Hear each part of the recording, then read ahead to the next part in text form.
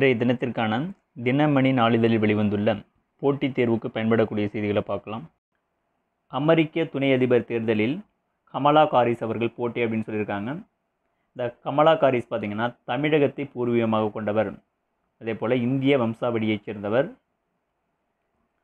அமெரிக்காவின் தற்போதைய துணை அதிபர் மைக் பென்ஸை எதிர்த்து இவர் அமெரிக்க துணை அதிபருக்கு போட்டியிடுகின்றார். அமெரிக்க அதிபர் தேர்தலானது வருகின்ற நவம்பர் 3ஆம் தேதி நடைபெறுகின்றது. இதில் பார்த்திங்கன்னா குடியரசுக் கட்சி சார்பில் தற்போதைய அதிபர் டொனால்டு ட்ரம்ப்பும், அவற்றை எதிர்த்து பார்த்திங்கன்னா ஜனநாயக கட்சி சார்பில் அந்த நாட்டினுடைய முன்னாள் துணை அதிபர் ஜோ பிடன் அவர்களும் போட்டியிடுகின்றனர். அமெரிக்க துணை அதிபராக பார்த்திங்கன்னா கமலா ஹாரிஸ் போட்டியிட இருக்கின்றார். அதாவது யாரை எதிர்த்து அப்படின்னு பார்த்திங்கன்னா தற்போதைய துணை அதிபர் மைக் பென்ஸை எதிர்த்து போட்டியிட இருக்கின்றார் இந்த கமலா ஹாரிஸ். கமலா ஹாரிஸினுடைய தந்தை ஜமைக்காவைச் சேர்ந்தவர், அவருடைய தாயார் பார்த்திங்கன்னா இந்தியாவைச் சேர்ந்தவர். துணை அதிபர் தேர்தலில் கமலா ஹாரிஸ் வெற்றி பெற்றால் பார்த்திங்கன்னா பல்வேறு சாதனைகளுக்கு சொந்தக்காரர் ஆவார் அப்படின்னு சொல்லியிருக்காங்க. அதன்படி பார்த்திங்கன்னா அமெரிக்காவின் முதல் பெண் துணை அதிபர், இவர் வெற்றி பெற்றால் அமெரிக்காவின் முதல் பெண் துணை அதிபர் இவர்தான். அதே போல் முதல் இந்திய அமெரிக்க துணை அதிபரும் இவர்தான். அதே போல் பார்த்திங்கன்னா முதல் ஆப்பிரிக்க அமெரிக்க துணை அதிபரும் இவரைத்தான் சாரும் அப்படின்னு சொல்லியிருக்காங்க. அமெரிக்காவில் குடியேறியுள்ள இந்திய அமெரிக்கர்களின் ஆதரவுகளை பெறும் நோக்கில் கமலா ஹாரிஸை துணை அதிபர் வேட்பாளராக ஜோ பிடன் தேர்ந்தெடுத்துள்ளதாக அரசியல் நோக்கர்கள் கருதுகின்றனர். அதே போல் கருப்பினத்தைச் சேர்ந்த முதல் பெண் வேட்பாளர் யார் அப்படின்னு பார்த்தீங்கன்னா அதுவும் கமலா ஹாரிஸ் தான். அதன்படி துணை அதிபர் தேர்தலில் போட்டியிடும் 3வது பெண் என்ற பெருமையை இந்த கமலா ஹாரிஸ் பெற்றுள்ளார். தற்போது பார்த்திங்கன்னா கலிபோர்னியா மாகாணத்துக்கான செனட் சபை உறுப்பினராக உள்ளார். அமெரிக்க செனட் சபைக்கு தேர்ந்தெடுக்கப்பட்ட முதல் இந்திய அமெரிக்க பெண்ணும் இவர்தான் அப்படின்னு சொல்லியிருக்காங்க. அமெரிக்க அதிபர் தேர்தலில் பார்த்திங்கன்னா சுமார் 13 லட்சம் இந்திய அமெரிக்கர்கள் வாக்களிக்க உள்ளனர் அப்படின்னு சொல்லியிருக்காங்க. கடந்த 2016ஆம் ஆண்டு தேர்தலில் பார்த்திங்கன்னா 77% இந்திய அமெரிக்கர்கள் வாக்கு யாருக்கு அப்போது கிடைத்தது அப்படின்னு பார்த்தீங்கன்னா ஜனநாயக கட்சி வேட்பாளர் ஹிலாரி கிளின்டனுக்கு கிடைத்தது அப்படின்னு சொல்லியிருக்காங்க. துணை அதிபர் வேட்பாளராக கமலா ஹாரிஸ் அவர்களை தேர்வு செய்தது ட்ரம்புக்கு பெரும் பின்னடைவாக அமையும் அப்படின்னும் அரசியல் நோக்கர்கள் கருதுகின்றனர். இந்த கமலா ஹாரிஸ் பார்த்தீங்கன்னா அமெரிக்காவில் 2 முறை அட்டர்னி ஜெனரலாக இருந்திருக்கிறார். இவருடைய தாயார் சியாமலா அவர்கள் சென்னையைச் சேர்ந்தவர். இவருடைய தாத்தா பாட்டி திருவாரூர் மாவட்டம் மன்னார்குடி அருகே உள்ள பைங்காநாடு என்ற கிராமத்தை பூர்வீகமாக கொண்டவர்கள் என்பது குறிப்பிடத்தக்கது. உடல் உறுப்பு தான விழிப்புணர்வு தினமானது ஒவ்வொரு ஆண்டும் ஆகஸ்ட் 13ஆம் தேதி கடைபிடிக்கப்படுகின்றது. இதையொட்டி முதல்வர் அவர்கள் வெளியிட்டுள்ள விழிப்புணர்வு செய்தியில் என்ன குறிப்பிட்டிருக்கார் அப்படின்னு பார்த்தீங்கன்னா இந்தியாவிலேயே முதன்முறையாக தமிழகத்தில்தான் உடல் உறுப்பு மாற்று அறுவை சிகிச்சை ஆணையமானது அமைக்கப்பட்டுள்ளது அப்படின்னு சொல்லியிருக்கிறார்.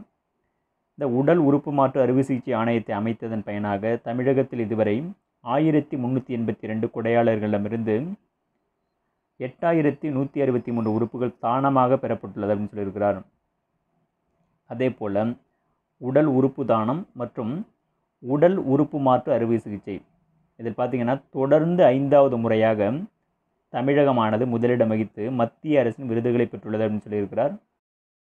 உடல் உறுப்பு மாற்று அறுவை சிகிச்சை செய்து கொண்ட நோயாளிகளின் நலனை கண்காணித்து அறுவை சிகிச்சை செய்த மருத்துவமனைகளில் இருந்து அதற்கான விவரங்களை குறிப்பிட்ட கால இடைவெளிகளில் பெற்று ஆய்வு செய்ய 10 ஆண்டுகளுக்கான தரவுகளை தேசிய அளவில் சேகரித்த முதல் மாநிலமாகவும் தமிழகம் திகழ்ந்து வருவது குறிப்பிடத்தக்கது.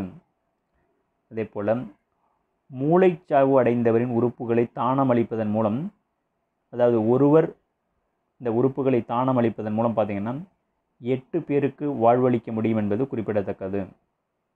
இலங்கையில் புதிய அமைச்சரவை பொறுப்பேற்பு அப்படின்னு செய்தி கொடுத்துருக்காங்க. இந்த அமைச்சரவையில் பார்த்திங்கன்னா முக்கியத்துவம் வாய்ந்த பாதுகாப்பு, நிதி உள்ளிட்ட துறைகளுக்கு ராஜபக்ச குடும்பத்தை சேர்ந்தவர்களே அமைச்சர்களாக மீண்டும் நியமிக்கப்பட்டுள்ளனர். அது நடந்து முடிந்த நாடாளுமன்ற தேர்தலில் பார்த்திங்கன்னா பொதுஜன பெரமுன கட்சி தான் அபார வெற்றி பெற்றது. இதனை அடுத்து பிரதமர் மஹிந்த ராஜபக்ஷ தலைமையில் 28 அமைச்சர்கள் அடங்கிய அமைச்சரவையானது பதவியேற்றுக் கொண்டது. அதன்படி பார்த்தீங்கன்னா முந்தைய அமைச்சரவையில் இருந்ததைப் போலவே மிகுந்த முக்கியத்துவம் வாய்ந்த பாதுகாப்பு துறையை பார்த்தீங்கன்னா அதிபர் கோத்தபய ராஜபக்ஷே தன்னிடமே வைத்து கொண்டுள்ளார் அப்படின்னு சொல்லியிருக்காங்க. அதே போல் நிதித்துறை, நகர்ப்புற வளர்ச்சி, பௌத்த மத விவகாரத்துறை, இந்த துறையை பார்த்தீங்கன்னா பிரதமர் மஹிந்த ராஜபக்ஷே வைத்து கொண்டுள்ளார். அதே போல் அவருடைய மகன் நமல் ராஜபக்ஷே, இவர் பார்த்தீங்கன்னா இளைஞர் விவகாரம் மற்றும் விளையாட்டுத்துறை அமைச்சராக நியமிக்கப்பட்டுள்ளார். ராஜபக்சே சகோதரர்களில் மூத்தவரான சமல் ராஜபக்சேவுக்கு உள்துறையும் கூடுதலாக நீர்ப்பாசனத்துறையும் ஒதுக்கப்பட்டுள்ளது. அவருடைய மகன் சசீந்திர ராஜபக்சேவுக்கு பார்த்தீங்கன்னா இந்த அமைச்சரவையில் இணை அமைச்சராக பதவியானது கொடுக்கப்பட்டுள்ளது. வெளியுறவுத்துறை அமைச்சராக மூத்த தலைவர் தினேஷ் குணவர்தனா மீண்டும் நியமிக்கப்பட்டுள்ளார். இலங்கையில் தற்போது அதிபராக கோத்தபய ராஜபக்ஷே இருக்கிறார். பிரதமராக மஹிந்த ராஜபக்ஷே இருக்கிறார்.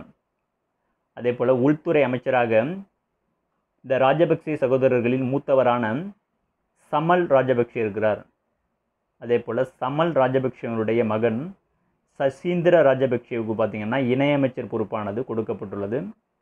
அதே போல் மஹிந்த ராஜபக்ஷேவனுடைய மகனுக்கு பார்த்தீங்கன்னா இளைஞர் நலன் மற்றும் விளையாட்டு துறையானது, அதாவது இளைஞர் விவகாரம் மற்றும் விளையாட்டுத்துறை அமைச்சராக இந்த நமல் ராஜபக்ஷே நியமிக்கப்பட்டுள்ளார். இதில் பார்த்தீங்கன்னா ராஜபக்ஷே குடும்பத்தைச் சேர்ந்தவர் தான் இதில் அதிகமாக முக்கியமான பொறுப்புகளை வகிக்கின்றனர் அப்படிங்கிறது குறிப்பிடத்தக்கது. இலங்கையில் பார்த்தீங்கன்னா மிகுந்த முக்கியத்துவம் வாய்ந்த பாதுகாப்பு துறையை தற்போதைய அதிபர் கோத்தபய ராஜபக்ஷே தன்னிடம் வைத்து கொண்டுள்ளார் அப்படின்னு சொல்லியிருக்காங்க.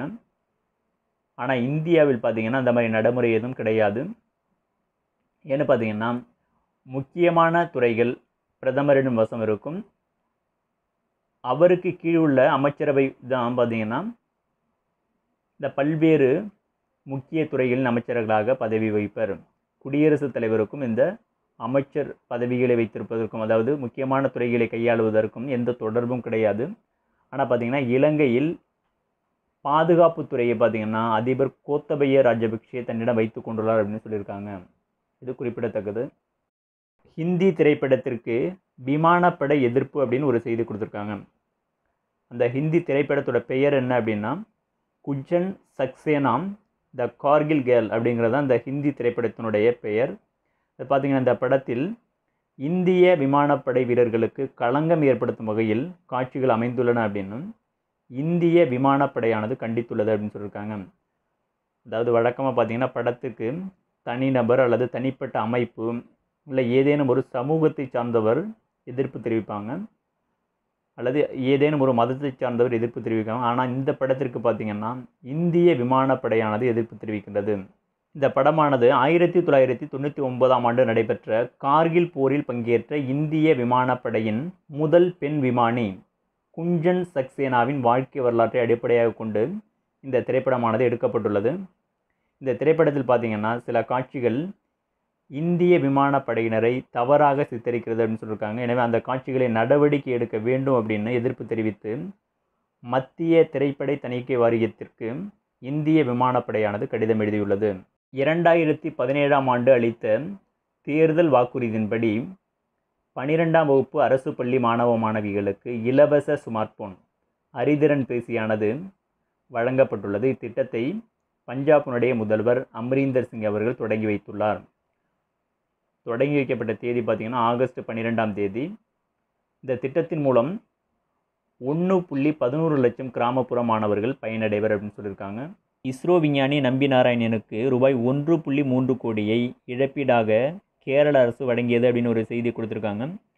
அது பார்த்திங்கன்னா நம்பி நாராயணன் அவர்கள் பாதுகாப்பு தொடர்பான தகவல்களை மாலத்தீவு உளவு அதிகாரிகளிடம் கடந்த 1994 தெரிவித்ததாக இந்த விஞ்ஞானி நம்பி நாராயணன் மீது குற்றமானது சாட்டப்பட்டது. அதனையடுத்து அவர் கைது செய்யப்பட்டு 2 மாதங்கள் சிறையில் இருந்திருக்கிறார்.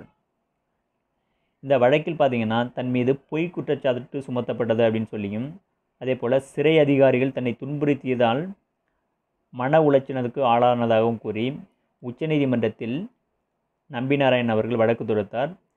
இதனிடையே பார்த்திங்கன்னா இந்த வழக்கு விசாரணையின் அடிப்படையில் பார்த்திங்கன்னா அவர் மீது சுமத்தப்பட்ட குற்றமானது பொய் அப்படின்னும், அதே போல் அந்த பதிவு செய்யப்பட்ட வழக்கில் நம்பி நாராயணனுக்கு எவ்வித தொடர்பும் இல்லை அப்படின்னு சிபிஐ விசாரணையில் தெரிய வந்தது.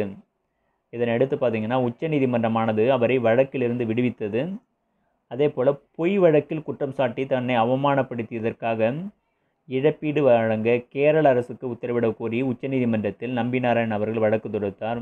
அதனை விசாரித்த உச்சநீதிமன்றமானது நம்பி நாராயணன் அவர்களுக்கு கேரள அரசானது ரூபாய் 1.3 கோடியை இழப்பீடாக வழங்க வேண்டும் என உத்தரவிட்டது. அந்த உத்தரவின் அடிப்படையில் கேரள அரசானது இந்த இழப்பீட்டினை வழங்கியிருக்கிறது. நம்பி நாராயணன் பார்த்திங்கன்னா 2019ஆம் ஆண்டு பத்ம பூஷன் விருது பெற்றவர் என்பது குறிப்பிடத்தக்கது.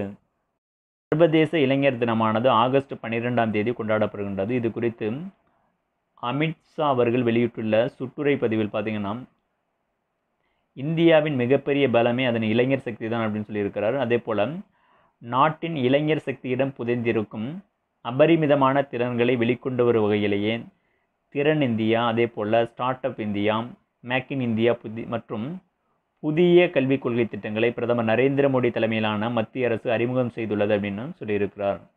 மத்திய உள்துறை அமைச்சகமானது கடந்த 2018ஆம் ஆண்டு முதல் காவல்துறையில் சிறப்பாக புலனாய்வு செய்யும் அதிகாரிகளுக்கு சிறந்த புலனாய்வுக்கான மத்திய உள்துறை அமைச்சரின் பதக்கங்களை வழங்கி கௌரவித்து வருகின்றது. இந்த விருது பார்த்திங்கன்னா காவல்துறை அதிகாரிகளின் புலனாய்வு திறனை ஊக்குவிக்கும் வகையில் வழங்கப்படுகின்றது. இந்த ஆண்டுக்கான விருது பார்த்திங்கன்னா மத்திய உள்துறை அமைச்சகத்தால் அண்மையில் அறிவிக்கப்பட்டது. அதன்படி பார்த்திங்கன்னா அஸ்ஸாமைச் சேர்ந்த ஒரு டிஐஜி உட்பட 121 பேர் இந்த விருதுக்கு இந்த ஆண்டு தேர்ந்தெடுக்கப்பட்டுள்ளனர். தமிழகத்தைச் சேர்ந்த 6 பேர் இந்த விருதுக்கு தேர்ந்தெடுக்கப்பட்டிருக்கின்றனர். அதில் பார்த்திங்கன்னா 5 பேர் பெண்கள் இந்த விருதுக்கு தேர்ந்தெடுக்கப்பட்டுள்ளனர். ஒருவர் டி வினோத்குமார், அவர் பார்த்திங்கன்னா சென்னை காவல்துறையின் மத்திய குற்றப்பிரிவு உதவி ஆய்வாளராக உள்ளார். இவர் ஒரே ஒரு ஆண் தான், தமிழகத்தைச் சேர்ந்தவர். அதே போல் பார்த்திங்கன்னா தமிழகத்தைச் சேர்ந்த ஜான்சி ராணி, இவங்க பார்த்திங்கன்னா ராமநாதபுரம் மாவட்டம் பெருநாழியில் காவல் நிலைய ஆய்வாளராக இருக்கிறார். அதே போல் பார்த்திங்கன்னா அதுக்கடுத்து கவிதா, இவங்க புதுக்கோட்டை மாவட்டம் கீரனூர் அனைத்து மகளிர் காவல் நிலைய ஆய்வாளராக இருக்கின்றார். அதுக்கடுத்து பார்த்திங்கன்னா பொன்னம்மாள், இவங்க நீலகிரி மாவட்டம் மதிவிலக்கு அமலாக்க பிரிவு காவல் ஆய்வாளராக இருக்கின்றார். அதுக்கடுத்து பார்த்திங்கன்னா சந்திரலேகா, இவங்க பார்த்திங்கன்னா அரியலூர் மாவட்டம் ஜெயங்கொண்டம் அனைத்து மகளிர் காவல் நிலைய ஆய்வாளர். அதே போல் அதுக்கடுத்து ஏ கலா, இவங்க பார்த்திங்கன்னா பெரம்பலூர் மாவட்டம் அரும்பாவூர் காவல் நிலைய ஆய்வாளர். இந்த மொத்தமாக 5 பெண்கள் தமிழகத்திலிருந்து இந்த விருதுக்கு தேர்ந்தெடுக்கப்பட்டுள்ளனர். தமிழகத்திலிருந்து இந்த விருதுக்கு தேர்ந்தெடுக்கப்பட்ட ஒரே ஒரு ஆண் காவல்துறையைச் சேர்ந்த அதிகாரி யார் அப்படின்னு பார்த்தீங்கன்னா வினோத்குமார். சென்னை உட்பட தமிழகம் முழுவதும் 3500 நகரும் நியாய விலைக்கடைகள் தொடங்கப்படும் அப்படின்னு கூட்டுறவுத்துறை அமைச்சர் செல்லூர் ராஜு அவர்கள் தெரிவித்துள்ளார்.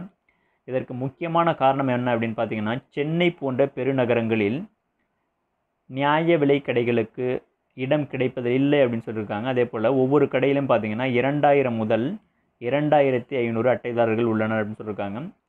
இவர்கள் பார்த்திங்கன்னா இந்த நகரும் நியாய விலை கடைகளால் மிகப்பெரிய பயனை அடைவர் அப்படின்னு சொல்லியிருக்காங்க.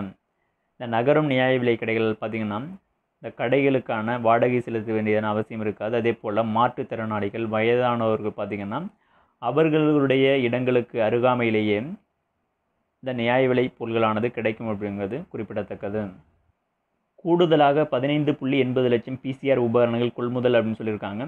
எந்தெந்த நாடுகளிடமிருந்து அப்படின்னு பார்த்தீங்கன்னா தென்கொரியா, அமெரிக்கா, பிரான்ஸ், ஜெர்மனி உள்ளிட்ட நாடுகளிலிருந்து இந்த PCR உபகரணமானது கொள்முதல் செய்யப்பட இருக்கின்றது. அது PCR பரிசோதனையில் என்ன பரிசோதனை மூலம் இந்த நோய் தொற்றை உறுதி செய்கிறாங்க அப்படின்னு பார்த்தீங்கன்னா இந்த COVID-19 நோய் தொற்றுக்கான மரபணு உள்ளதா என்பதை கண்டறிந்து தான் இந்த நோய் தொற்றை உறுதி செய்கிறாங்க. அதன்படி பார்த்திங்கன்னா இந்த நோய் தொற்றுக்கான மரபணு இருந்து அப்படின்னு பார்த்திங்கன்னா அவங்களுக்கு கரோனா நோய் தொற்று உள்ளது அப்படின்னு கண்டறிகிறாங்க. அவ்வாறு இல்லாத பட்சத்தில் அவர்களுக்கு கரோனா நோய் தொற்று இல்லை அப்படின்னு உறுதி செய்கிறாங்க. பொது முடக்கம், இந்தியா பூட்டான் இடையே வர்த்தகம் நிறுத்தம் அப்படின்னு ஒரு செய்தி கொடுத்துருக்காங்க. இமயமலையை ஒட்டிய எல்லை பகுதியில் பார்த்திங்கன்னா கரோனா நோய் தொற்றானது அதிகரிப்பதை தடுப்பதற்காக பொது முடக்கமானது புதன்கிழமை, அதாவது ஆகஸ்ட் 12ஆம் தேதி அமல்படுத்தப்பட்டது. இதனையொட்டி பார்த்தீங்கன்னா இந்திய எல்லையில் உள்ள ஜெய்காவ் நுழைவாயில், இது எங்கே இருக்குது அப்படின்னு பார்த்தீங்கன்னா மேற்கு வங்க மாநிலத்தில் இருக்குது இந்த ஜெய்காவ் நுழைவாயில். அதே போல் பூட்டான் எல்லையில் உள்ள புயின்ஷோலிங், இந்த நுழைவாயில், அதாவது பூட்டான் எல்லையிலிருந்து இந்தியாவுக்கு வரக்கூடிய நுழைவாயில், இந்த நுழைவாயிலும் மூடப்பட்டது அப்படின்னு சொல்லியிருக்காங்க. இந்த இரு நாட்டு எல்லைகளும் மூடப்பட்டதன் காரணமாக வர்த்தகமானது முழுமையாக தடைபட்டுள்ளது அப்படின்னு சொல்லியிருக்காங்க.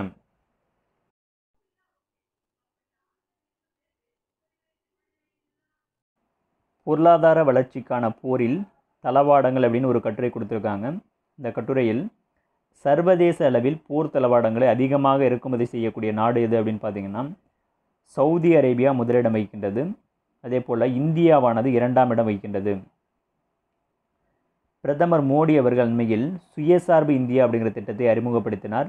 இந்த சுயசார்பு இந்தியா திட்டத்தின்படி அனைத்து துறைகளிலும் நாட்டை சுயசார்பு அடைய செய்வதே இந்த திட்டத்தினுடைய இலக்கு. அதன்படி பார்த்திங்கன்னா அண்மையில் போர்க்கருவிகள் உள்ளிட்ட 101 தளவாடங்களின் இறக்குமதி படிப்படியாக நிறுத்தப்படும் என்று மத்திய அரசானது அறிவித்தது. இந்த அறிவிப்பின் மூலம் கரோனா தொற்று பரவலால் ஏற்கனவே கடும் பாதிப்பை சந்தித்திருந்த இந்திய பாதுகாப்பு தளவாட உற்பத்தி நிறுவனங்களுக்கு இந்த இறக்குமதி குறைப்பு அறிவிப்பானது நிம்மதியை தந்துள்ளது அப்படின்னு சொல்லியிருக்காங்க. அதே போல் பார்த்திங்கன்னா இந்த இறக்குமதி குறைப்பு அறிவிப்பின் மூலம் இறக்குமதி செய்யாமல் உள்நாட்டிலேயே உற்பத்தி செய்வதன் மூலமாக பல்வேறு பலன்கள் ஏற்பட போகின்றன அப்படின்னு சொல்லியிருக்காங்க. அதே போல் பாதுகாப்பு துறைக்கான செலவும் குறையும் அப்படின்னு சொல்லியிருக்காங்க. இதன் மூலம் நாட்டினுடைய பொருளாதார வளர்ச்சிக்கான முயற்சியில் இராணுவ தளவாடங்களும் முக்கிய பங்கு வகிக்கின்றன அப்படின்னு சொல்லியிருக்காங்க. அதன்படி பார்த்திங்கன்னா வெளிநாட்டில் தயாரிக்கப்பட்ட போர் தளவாடங்களை இறக்குமதி செய்யும் போது பார்த்திங்கன்னா அதற்கான தொழில்நுட்பத்தையும் சம்பந்தப்பட்ட நாட்டிடமிருந்தே பெற வேண்டும் அப்படின்னு சொல்லியிருக்காங்க. அத்தகைய சூழலில் பார்த்திங்கன்னா இதில் என்ன இந்தியாவுக்கு பாதகமான அம்சம் அப்படின்னு பார்த்திங்கன்னா இந்தியா எந்த மாதிரியான தொழில்நுட்பங்களை பயன்படுத்துகிறது என்பதை எதிரி நாடுகள் அறிந்து கொள்வதற்கான வாய்ப்புகள் ஏற்படும் அப்படின்னு சொல்லியிருக்காங்க. அதோடு மட்டுமல்லாமல் அந்த இறக்குமதி செய்யப்பட்ட தளவாடங்களில் ஏதேனும் கோளாறுகள் ஏற்படும் போது சம்பந்தப்பட்ட நாடுகளைச் சேர்ந்த நிபுணர்களை வரவழைக்க வேண்டிய கட்டாயம் ஏற்படும் அப்படின்னு சொல்லியிருக்காங்க. அவசர காலங்களில் இதுபோல் கோளாறுகள் ஏற்பட்டால் நாம் பெரும் பின்னடைவை சந்திக்க வேண்டி வரும் அப்படின்னு சொல்லியிருக்காங்க.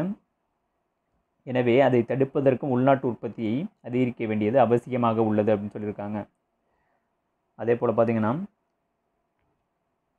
இந்த உள்நாட்டில் தளவாடங்களை உற்பத்தி செய்யும் நிறுவனங்கள் மட்டும் பயன்படுவதோடு மட்டுமல்லாமல் அதை சார்ந்து இயங்கக்கூடிய, அதாவது உதிரி பாகங்களை அந்த நிறுவனத்திற்கு வழங்கக்கூடிய உள்நாட்டில் உள்ள சிறு குறு நடுத்தர தொழில் நிறுவனங்களும் பெரும் பலனடையும் அப்படின்னு சொல்லியிருக்காங்க. அதே போல் போர் தளவாடங்களின் இறக்குமதியை குறைக்கும் மத்திய அரசின் அறிவிப்பால் பொதுத்துறை நிறுவனங்களான ஹிந்துஸ்தான் ஏரோநாட்டிக்ஸ், இது பார்த்திங்கன்னா இது பெங்களூரில் இருக்குது, அதாவது ஏர்க்ராஃப்ட் தான் இதை தயாரிக்கிறது தான் இதோட முக்கியமான பணி. அதே போல் பெல், கொச்சின் ஷிப்யார்டு, பாரத் டைனமிக்ஸ் இந்த மத்திய அரசு நிறுவனங்கள் பயன்பெறும் அப்படின்னு சொல்லியிருக்காங்க. தனியார் நிறுவனங்களான எல்என்டி மற்றும் பாரத் ஃபோர்ஜ் இந்த நிறுவனங்களும் பெரும் பலனடையும் அப்படின்னு சொல்லியிருக்காங்க. அதே போல் அடுத்த 5 முதல் 7 ஆண்டுகளில் பார்த்திங்கன்னா உள்நாட்டு பாதுகாப்பு தளவாட உற்பத்தி நிறுவனங்களிடமிருந்து 4 லட்சம் கோடி மதிப்பிலான திட்டங்களை ஒப்படைக்க மத்திய அரசானது முடிவெடுத்துள்ளது அப்படின்னு சொல்லியிருக்காங்க. இதன்படி இந்தியாவில் தயாரிப்பும் திட்டத்தின் கீழ் வெளியிடப்பட்டுள்ள பல்வேறு அறிவிப்புகள் வெறும் வெற்று அறிவிப்புகளாகவே இருக்கிறதை நிபுணர்கள் சுட்டி காட்டுகின்றனர் அப்படின்னு சொல்லியிருக்காங்க. விண்வெளித்துறையில் அமெரிக்கா, சீனா, ரஷ்யா, ஜப்பான், ஐரோப்பிய நாடுகள் ஆகியவற்றுக்கு சவால் விடுக்கும் வகையில் இந்திய விண்வெளி ஆய்வு நிறுவனமானது செயல்பட்டு வருகின்றது அப்படின்னு சொல்லியிருக்காங்க. அதாவது செவ்வாய் கிரகத்திற்கு மற்ற எந்த நாடுகளை காட்டிலும் குறைந்த செலவில் முதல் முயற்சியிலேயே விண்கலத்தை அனுப்பி வெற்றி பெற்றது குறிப்பிடத்தக்கது அப்படின்னு சொல்லியிருக்காங்க.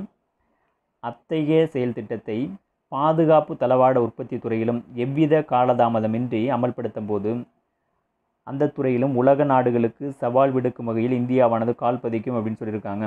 நேர்மையாக வரி செலுத்துவோரை கௌரவிப்பதற்காக வெளிப்படையான வரி விதிப்பு, நேர்மையானவரை கௌரவித்தல் அப்படிங்கிற புதிய திட்டத்தை பிரதமர் மோடி அவர்கள் ஆகஸ்ட் 12ஆம் தேதி தொடங்கி வைத்திருக்கிறார். கடந்த சில ஆண்டுகளில் நேரடி வரி விதிப்பில் பல்வேறு முக்கிய சீர்திருத்தங்களை மத்திய அரசானது, அதாவது மத்திய நேரடி வரிகள் வாரியமானது கொண்டு வந்துள்ளது. அதன்படி பார்த்திங்கன்னா பெரு நிறுவனங்களின் வரி பார்த்திங்கன்னா கடந்த ஆண்டு 30% 22% குறைக்கப்பட்டுள்ளது. புதிய தொழிற்சாலைகளுக்கான வரியானது 15% குறைக்கப்பட்டுள்ளது. அதேபோல் பகிர்ந்தளிக்கப்படும் ஈவுத்தொகை டிவிடெண்ட் அப்படின்னு சொல்லுவாங்க, அதன் மீது வரி விதிப்பானது ரத்து செய்யப்பட்டுள்ளது. அதேபோன்று வரி செலுத்துவோரின் எண்ணிக்கையை அதிகரிப்பதற்காக வருமான வரி செலுத்தும் விண்ணப்பங்கள் எளிமையாக வடிவமைக்கப்பட்டுள்ளன.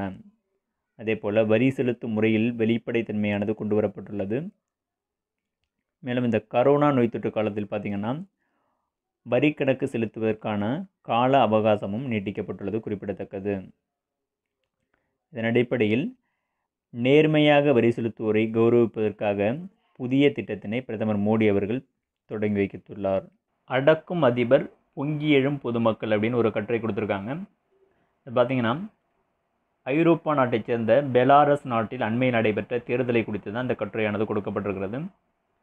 அது பார்த்திங்கன்னா ஐரோப்பிய கண்டம்தான் உலகத்துக்கே ஜனநாயகத்தை சொல்லிக் கொடுத்ததாக கூறிக்கொள்கிறது அப்படின்னு சொல்லியிருக்காங்க. அந்த ஐரோப்பிய கண்டத்தில் உள்ள ஒரு நாட்டில் 21ஆம் நூற்றாண்டிலும் சர்வாதிகார ஆட்சி நடந்து கொண்டிருக்கிறது என்றால் நம்ப முடிகிறதா அப்படின்னு சொல்லியிருக்காங்க. அது எந்த நாடு அப்படின்னு பார்த்தீங்கன்னா பெலாரஸ் நாடு தான். இந்த நாட்டில் பார்த்திங்கன்னா ஜனநாயகத்துக்கு இன்று வரை விடிவு காலம் பிறக்கவில்லை அப்படின்னு சொல்லியிருக்காங்க.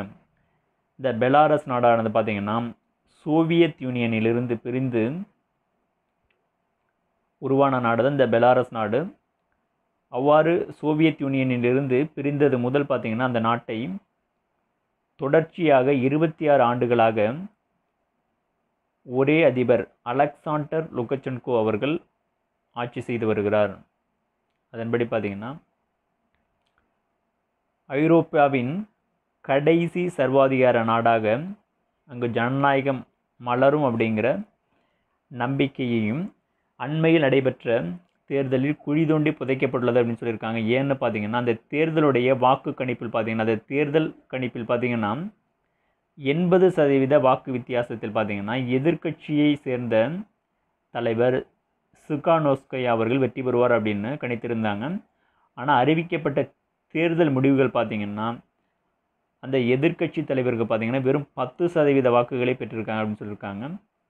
இந்த அதிபர் லுகசென்கோ பார்த்திங்கன்னா 80% வாக்குகள் பெற்று வெற்றி பெற்றதாக அறிவிக்கப்பட்டுள்ளது. அதே போல் பார்த்திங்கன்னா இந்த வெற்றியை பெறுவதற்காக அதிபர் லுகசென்கோ பார்த்திங்கன்னா பல்வேறு முறைகேடுகளில் ஈடுபட்டிருக்கிறார். அதாவது இதுவரை இல்லாத வகையில் அப்படின்னு சொல்லியிருக்காங்க. என்ன அப்படின்னு பார்த்திங்கன்னா வாக்குச்சாவடிகளில் நடுநிலை கண்காணிப்பாளர்கள் யாரும் செல்ல அனுமதிக்கப்படவில்லை அப்படின்னு சொல்லியிருக்காங்க. அதே போல் பார்த்திங்கன்னா வாக்கு எண்ணிக்கையிலும் வெளிப்படையான முறைகேடுகள் என அரசு இயந்திரத்தை முழுவதுமாக பயன்படுத்தி அத்துமீறல்கள் நடத்தியிருக்கிறார் அப்படின்னு சொல்லியிருக்காங்க.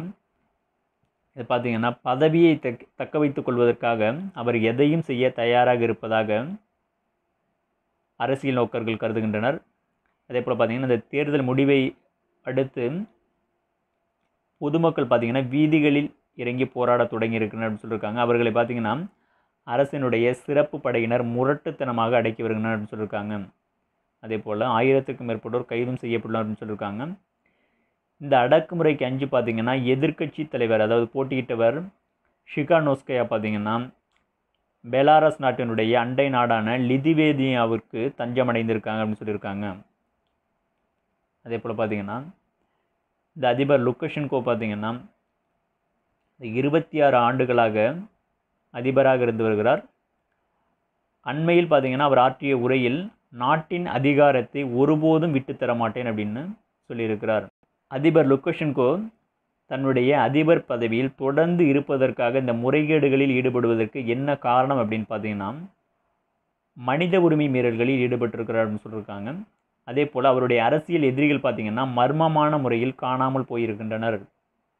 அதே போல் பார்த்திங்கன்னா அதிபர் தேர்தலில் அவர் எத்தனை முறை வேண்டுமானாலும் போட்டியிட வகை செய்யும் பொது வாக்கெடுப்பை அரசியல் சாசனத்துக்கு விரோதமாக நடத்தியிருக்கிறார் அப்படின்னு சொல்லியிருக்காங்க. இது போன்ற பல்வேறு கடுமையான குற்றச்சாட்டுகள் அவர் மீது உள்ளன. இதன்படி பார்த்திங்கன்னா அவர் அதிபருக்கான அதாவது அதிபரில் தோற்று வேறு ஒருவர் நபர் அதிபராக வந்தால் பார்த்திங்கன்னா உடனடியாக இந்த குற்றத்திற்கான அனைத்து வழக்குகளும் அவர் மீது பாயும் அப்படின்னு சொல்கிறாங்க. அதன் காரணமாகவே இந்த பதவியை உடும்புப்பிடியாக அவர் பிடித்து வைத்திருப்பதாக அரசியல் நோக்கர்கள் கூறுகின்றனர். தனியார் பயணிகள் ரயில்கள் 23 நிறுவனங்கள் ஆர்வம் அப்படின்னு சொல்லியிருக்காங்க. பார்த்தீங்கன்னா நாடு முழுவதும் 12 நகரங்களிலிருந்து 109 வழித்தடங்களில் தனியார் மூலம் 151 அதிநவீன ரயில்களை இயக்குவதற்கு மத்திய அரசானது திட்டமிட்டுள்ளது. அதன்படி பார்த்தீங்கன்னா இந்த கூட்டத்தில் Bombardier, Alstom, Siemens, GMR, BEML, IRCTC, BHEL, CAF, Mehta group, அதே போல் Sterlite, Bharat forge, JKP infrastructure, Titagarh wagon limited உள்ளிட்ட 23 தனியார் நிறுவனங்களின் பிரதிநிதிகள் கலந்து கொண்டனர் அப்படின்னு சொல்லியிருக்காங்க. அதாவது 30,000 கோடி தனியார் முதலீட்டுடன் இந்த ரயில்களானது இயக்கப்பட உள்ளது. தனியார் முதலீட்டுடன் ரயில்வே சேவை தொடங்குவதற்காக மேற்கொள்ளப்பட்ட முதல் நடவடிக்கை இது. தில்லி மற்றும் அதன் சுற்று வட்டார பகுதிகளில் உள்ள சீன நிறுவனங்கள் சில இந்திய நிறுவனங்களுடன் சேர்ந்து ஹவாலா மற்றும் அந்நிய செலாவணி மோசடியில் ஈடுபடுவதாக வருமான வரித்துறைக்கு புகார் வந்தது. இந்த புகாரின் அடிப்படையில் நடத்திய சோதனையில் 40க்கும் மேற்பட்ட போலி வங்கிக் கணக்குகள் துவங்கப்பட்டு சுமார் 1000 கோடிக்கு பண பரிவர்த்தனையானது நடந்திருப்பதும் இதில் வங்கி ஊழியர்கள், ஆடிட்டர்கள் அவர்களுக்கு தொடர்பு இருப்பதும் கண்டுபிடிக்கப்பட்டுள்ளது. இந்த கவாலா மோசடியில் பார்த்திங்கன்னா தொடர்புள்ள வங்கிகள் மற்றும் வங்கி ஊழியர்கள் குறித்து விசாரணையானது நடைபெற்று வருகின்றது. இந்த வழக்கில் பார்த்திங்கன்னா சீனாவைச் சேர்ந்த லூ சாங் என்பவர் சிக்கியுள்ளார். அவர் பார்த்திங்கன்னா மணிப்பூரில் வசிப்பதாக கூறி போலி கடவுச்சீட்டு, ஆதார் அட்டை போன்றவற்றை பெற்றுள்ளார்.